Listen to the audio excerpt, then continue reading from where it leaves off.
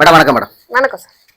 Madam இப்போ அஜித் குமாரோட கொலை வழக்குல வந்து பாத்தீங்கன்னா இப்போ ஒரு புதிய தகவல் வந்திருக்கு. அதாவது இப்போ லேட்டஸ்டா என்ன சொல்றாங்க அப்படின்னா, அஜித் குமாரோட வழக்கறிஞர் கார்த்திக் ராஜாவை கொலை செய்ய முயற்சி நடந்திருக்கு அப்படிங்கிற மாதிரி அவர் கூட இருந்த ஒரு வழக்கறிஞர் வந்து ஒரு யூடியூப் சேனலுக்கு பேட்டி கொடுத்திருக்காரு.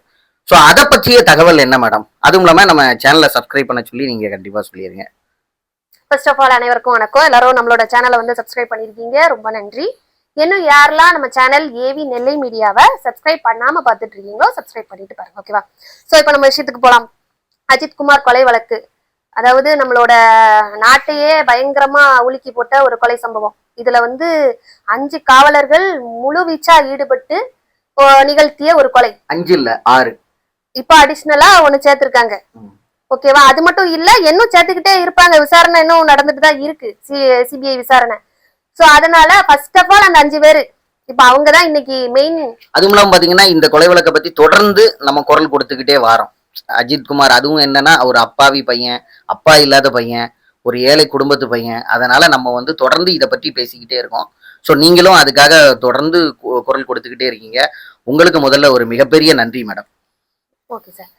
ஸோ இப்போ விஷயத்துக்கு போகலாம். என்னன்னு பாத்தீங்க அப்படின்னா, நம்ம அஜித் குமார் கொலை வழக்குல வந்து வழக்கறிஞர் கார்த்திக் ராஜா அவங்க வந்து இப்போ ஃபெமிலியர் ஆயிட்டு இருக்காங்க. ஏன்னா இந்த கொலை சம்பவத்துல அவங்க வழக்கறிஞர் ஹென்றி இருக்காங்கல்ல, அவங்க வந்து ஃபர்ஸ்ட் பிரஸ் மீட் கொடுத்திருந்தாங்க. அதுக்கப்புறம் நம்மளோட கார்த்திக் ராஜா அவர்கள் வந்து இந்த கேஸை வந்து இது பண்ணிட்டு இருக்காங்க, நடத்திட்டு வராங்க. இதுல என்ன அப்படின்னு பாத்தீங்கன்னா, ரீசெண்டா அந்த கார்த்திக் ராஜா வீட்டு சம்பவம், வீட்டு சரௌண்டிங்ல ஒரு காரு வந்து வேகமா போய் ஒருத்தரை இடிச்சிருக்கு. இடிச்சதுல அந்த ஆளு வந்து அந்த ஆளோட நேம் வந்து கார்த்திக் ராஜா, அந்த விக்டிமோட நேமு. சோ பாத்துட்டு, டே நம்ம தேடி வந்த கார்த்திக் ராஜா இந்த ஆள் இல்லடா அப்படின்னு சொல்லிட்டு கார் எடுத்துட்டு ஸ்பீடா போயிருக்காங்க. சோ அந்த பாதிக்கப்பட்டவர் வந்து காவல் நிலையத்துல போய் வழக்கும் பதிவு பண்ணிருக்காரு.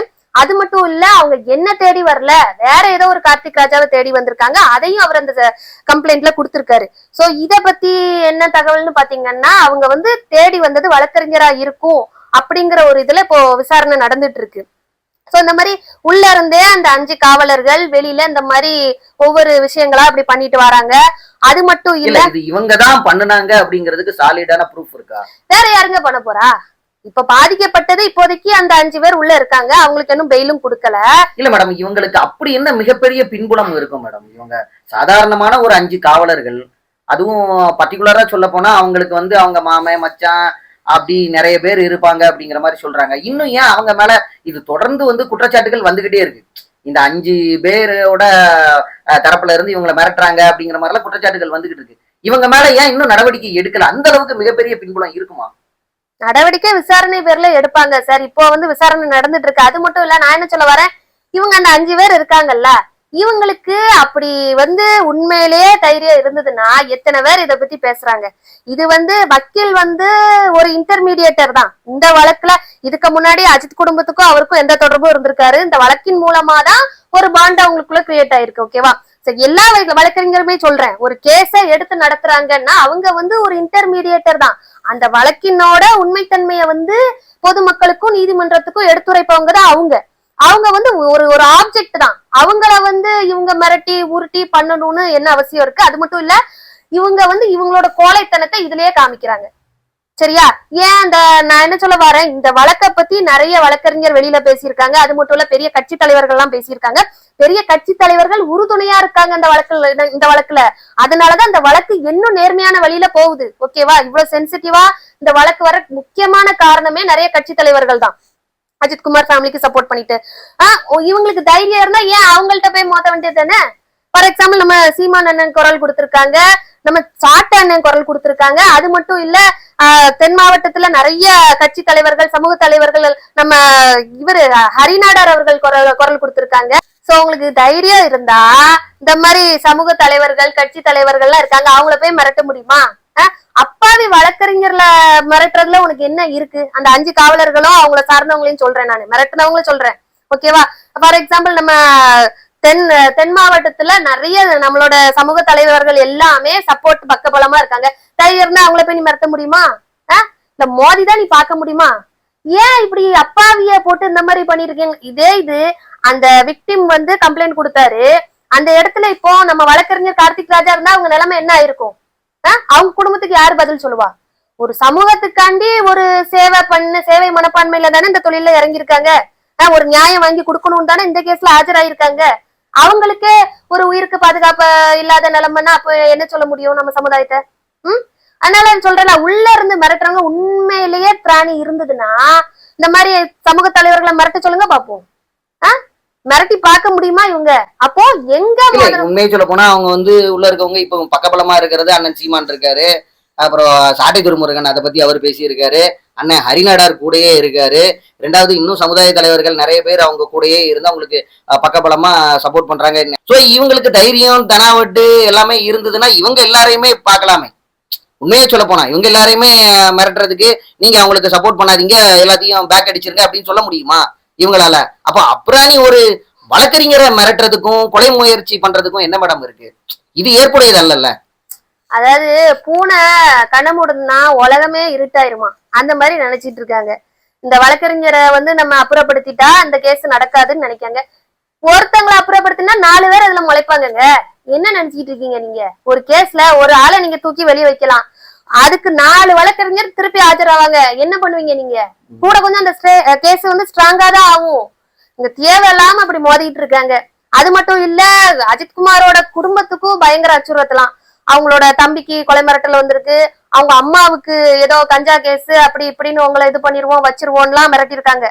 இது தொடக்கத்துல இருந்தே இந்த மிரட்டல் நடந்திருக்கு. இந்த கேஸை சென்சிட்டிவ் ஆக்காதீங்க, ரொம்ப பெருசுபடுத்தாதீங்க, டக்குன்னு பாடியை வாங்கி இது பண்ணிருங்க, புதைச்சு விட்டுருங்க, இல்ல எரிச்சு விட்டுருங்க, இந்த கேஸை தீவிரப்படுத்தாதீங்க, இதோட முடிச்சிருவோம்னு சொல்லி நிறைய பண புழக்கத்துக்கும் பேசியிருக்காங்க. மத்தபடி அதுல நாங்க இல்ல பணம் எல்லாம் வேண்டாம், எங்களுக்கு நியாயம் தான் முக்கியமான உடனே கொலை மிரட்டல் வந்திருக்கு, அதுக்கும் அசரலான உடனே இந்த மாதிரி கஞ்சா பொய் வழக்கு உங்க மேல போட்டுருவோம் அந்த மாதிரி மிரட்டிருக்காங்க. அவன் என்ன சொல்லியிருக்காங்க, சிபிஐ கையில அந்த வழக்கு இருக்கு, சிபிஐ அவங்க கேஸ் எல்லாம் ப்ராப்பரா முடிச்சு விட்டுருவாங்க, தண்டனையும் கிடைச்சிரும். ஆனா அதுக்கப்புறம் நீங்க யாரெல்லாம் ஃபேஸ் பண்ணணுமோ சிபிஐ முடிச்சுட்டு அவங்க பாட்டுக்கு பெட்டி கட்டிட்டு போயிருவாங்க, அதுக்கப்புறம் நீங்க எங்களை தான் ஃபேஸ் பண்ணணும்னு சொல்லி நிறைய பேர் பேசியிருக்காங்க. கொலை மிரட்டல் அந்த மாதிரி வந்திருக்கு, அதுக்கப்புறம் எங்க மத்தியில தான் நீங்க வாழணும் அந்த மாதிரி எல்லாம் இது பண்ணிருக்காங்க. இல்ல மேடம், இப்போ இதுல பாத்தீங்கன்னா ஒரு மூத்த வழக்கறிஞர் மதிப்பிற்குரிய ஐயா ஹென்றி அவர்கள் மற்றும் இன்னும் இந்த உண்மையா சொல்ல போனா இந்த வழக்குல சமுதாயம் சார்ந்து யாருமே இது பண்ணல. எல்லா சமுதாயத்தினருக்கும் பயங்கர கோபம். இப்ப அதே சமுதாயத்துல முக்குளத்தோர் சமுதாயமா இருக்கட்டும், தேவேந்திர குல வேளாளர் சமுதாயமா இருக்கட்டும், நாடா சமுதாயமா இருக்கட்டும், எல்லாருமே சேர்ந்து போராடிதான் இந்த அஜித்குமாருக்கு ஒரு நீதியை வாங்கி கொடுக்கணும்னு போராடிக்கிட்டு இருக்காங்க. இப்ப உதாரணத்துக்கு பாத்தீங்கன்னா அஜித்குமார் வீட்டுக்கு எல்லா சமுதாய தலைவர்களும் போயிருந்தாங்க, மத்த தலைவர்களாக இருக்கட்டும் எல்லாருமே போயிருந்தாங்க. அந்த சமுதாயம் பார்த்து யாருமே போகல, ஒரு அப்பாவி பையன் அடிச்சு கொண்டுட்டாங்க அப்படிங்கிறதுக்காக. சோ இந்த இடத்துல இன்னும் திரும்ப திரும்ப திரும்ப இத இந்த குற்றவாளிகள் போர்ஸ் பண்றது, வழக்கறிஞர்களை மிரட்டுறது, கொலை முயற்சி பண்றதுக்கு இது பண்றது, அதெல்லாம் எந்த மாதிரியான சமூகத்துக்கு கொண்டு போய் சேர்க்கும் மேடம்? இதெல்லாம் ஆக்சுவலா இது எப்படின்னு பாத்தீங்க அப்படின்னா, இப்போ உள்ள கவர்மெண்ட் எல்லாத்துக்கும் பொதுவாதான் இருக்கு. சோ நம்ம அதை தப்பு சொல்ல முடியாது. ஏன்னா இந்த வழக்குல ஸ்ட்ரைட்டா நம்ம முதல்வர் ஸ்டாலினோ இல்ல துணை முதல்வர் உதயநிதியோ இன்வால்வ் ஆகல. அவங்க சொல்லியா இவங்க அடிச்சு கொண்டாங்க? அவங்களுக்கும் இதுக்கும் என்ன சம்பந்தங்க இருக்கு? அவங்க நாட்டை நிர்வகிக்கிறாங்க. இதுல என்ன ஒரு பிரச்சனைனா, அவங்க காதுக்கே போகாம நிறைய விஷயங்கள் நடக்குது. கீழே கேட்டிருக்காரு முதல்வர், எந்த நாட்டுல எந்த முதல்வர் கேட்பாரு? அது ஒரு அவரோட பெருந்தன்மையை காமிச்சிருக்காரு. அது மட்டும் இல்ல, இந்த விஷயத்துல அதாவது என்ன சொல்லுவாங்க தெரியுமா, முதல்வர் ஐயா எல்லா ஜாதிக்கும் எல்லா மதத்துக்கும் பொதுவா இருந்தாலும் அவருக்கு கீழே அங்கங்க கொஞ்சம் அசிஸ்டன்ட் இந்த ஏதோ அல்லக்கை நொல்லக்கைலாம் அங்கங்க இருந்து நிர்வாகம் பண்ணுது இல்ல, அதுதான் இப்ப தலை தூக்கி ஆடுது. இந்த பிரச்சனைய முழுக்க முழுக்க திமுகவோட தேவையில்லாத நிர்வாகிகளாக கூட இருக்கலாம், நம்ம அதை ஒண்ணும் சொல்றதுக்கு இல்ல. ஏன்னா இந்த மாதிரி ஒரு சம்பவம் நடக்கும் போது எல்லாருமே இப்ப ஆளுங்கட்சியை தான் சொல்றாங்க. ஏன்னா அந்த வழக்கு கரெக்டா போலனா உடனே என்ன பண்றாங்க, அரசாங்கம் தான் இதுக்கு காரணம் அப்படின்னு ஒரு கருப்பு புள்ளி வைக்கிறாங்க அதுல. ஆனா நான் என்ன சொல்ல வரேன், இதுல முதல்வரை குறை சொல்றதுக்கு எதுவுமே கிடையாது.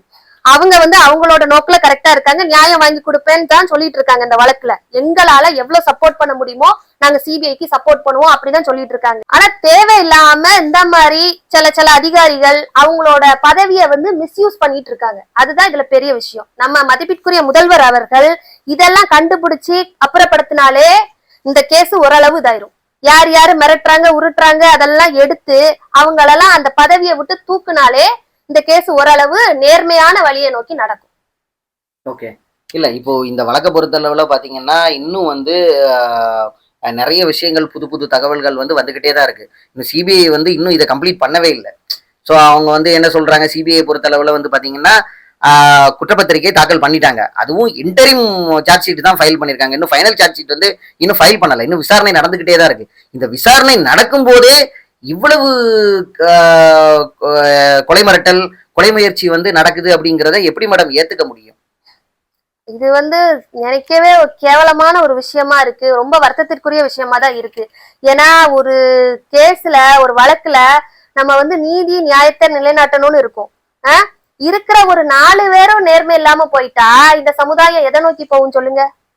இந்த நீதி வந்து இப்போ எல்லாமே நிறைய விஷயங்கள்ல நிறைய பேர் பணத்துக்கு வேலை போறாங்க. நிறைய பேர் இந்த மாதிரி மிரட்டல் உருட்டலுக்கு வந்து வேலை போயிருந்தாங்க.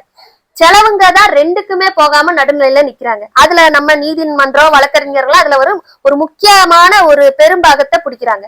அதுலயும் நீங்க போய் மிரட்டி உருட்டி பண்ணணும்னா அது வந்து நம்ம சமுதாயத்துக்கே ஒரு கேவலமான ஒரு விஷயம் பண்றாங்க இவங்க. நம்ம சமுதாயத்தையே வேற ஒரு விதமா மாத்துறாங்க இவங்க. அப்ப நீதி நியாயத்துக்குலாம் எங்கங்க மதிப்பு? அப்ப யாருனாலும் அடிச்சு கொண்டுட்டு போயிடலாம், கேட்டா பணம் கொடுத்துடலாம், இல்ல மிரட்டிடலாம் அப்படின்னு தானே நீங்க நினைக்கிறீங்க? அந்த கொலையாளி அந்த காவலர்கள் வந்து கொலை செஞ்சுட்டு உள்ள போயிருக்காங்க. அவங்களுக்கு சப்போர்ட் பண்றவனும் ஒரு குற்றவாளி தான்.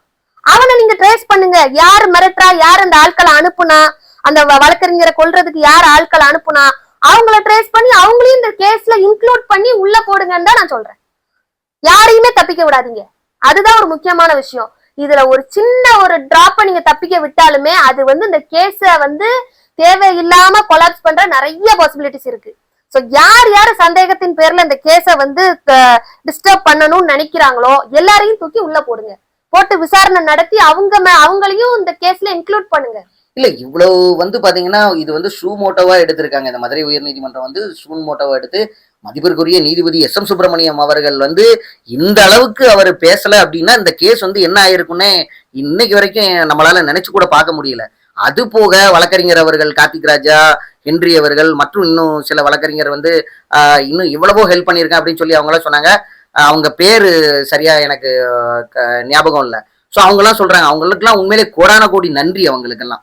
ஸோ இந்த அளவுக்கு ஒரு அப்பாவிக்கு நியாயம் கிடைக்கணுங்கிறதுக்காக இவ்வளவு போராடி இது பண்ணிக்க. அன்னைக்கு ஒரு வழக்கறிஞர் பேட்டி கொடுத்திருந்தாரு, அதையும் பார்த்திருந்தோம். என்னன்னா மேடம், அவர் வந்து இந்த 25 லட்சம் வந்து அந்த அம்மாவுக்கு அஜித்குமாரோட அம்மாவுக்கு கிடைக்கிறதுக்கே மெயினான காரணமே அவர் தான் அப்படிங்கிற மாதிரி சொன்னாரு.